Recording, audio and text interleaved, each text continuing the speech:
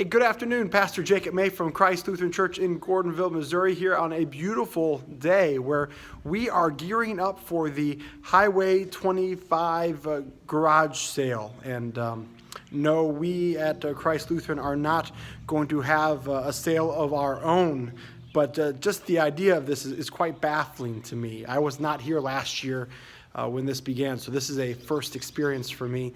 And I've been told that it's absolutely crazy, the number of people that are involved in this something like 90-mile-long garage sale. Many of you know more about it than me. And of course, I could probably find some topics to talk about with regards to a garage sale, buying other people's treasures for your own. But that's not the way I'm going to go with this today. What I'm really surprised by in just hearing about this is the traffic.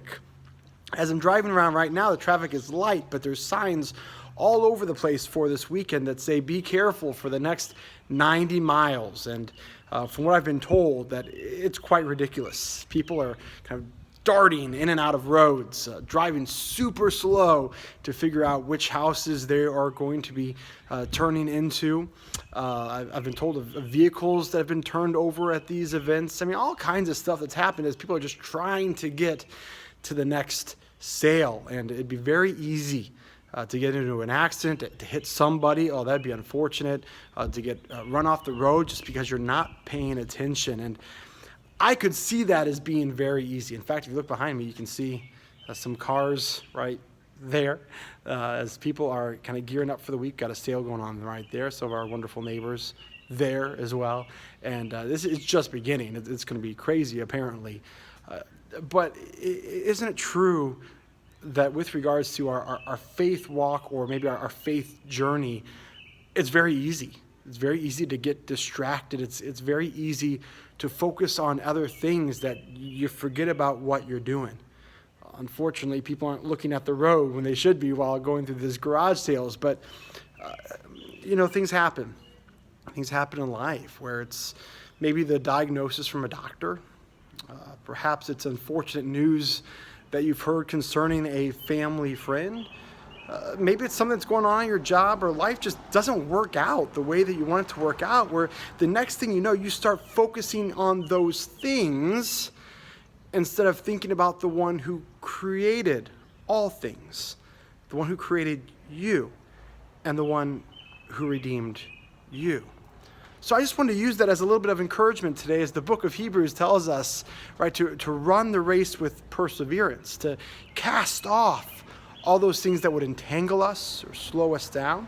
That's concerning the sins of the world, the things that bring us away from God. But I think it's also referring to the things of this world that are there just as a result of living in a world filled with sin. Not that we did anything to deserve them, but we face hard times every day. You hear people talk about the suffering, and being a person of faith doesn't mean that you won't have suffering. Suffering happens. But my question for us is, what is it that we're going to look at during those times? What is it that's going to be our focus? The book of Hebrews says to focus on Jesus, who is the author and the perfecter of our faith. Why would we look at the one who's the author and the perfecter of our faith? But when we look at Jesus, what do we see?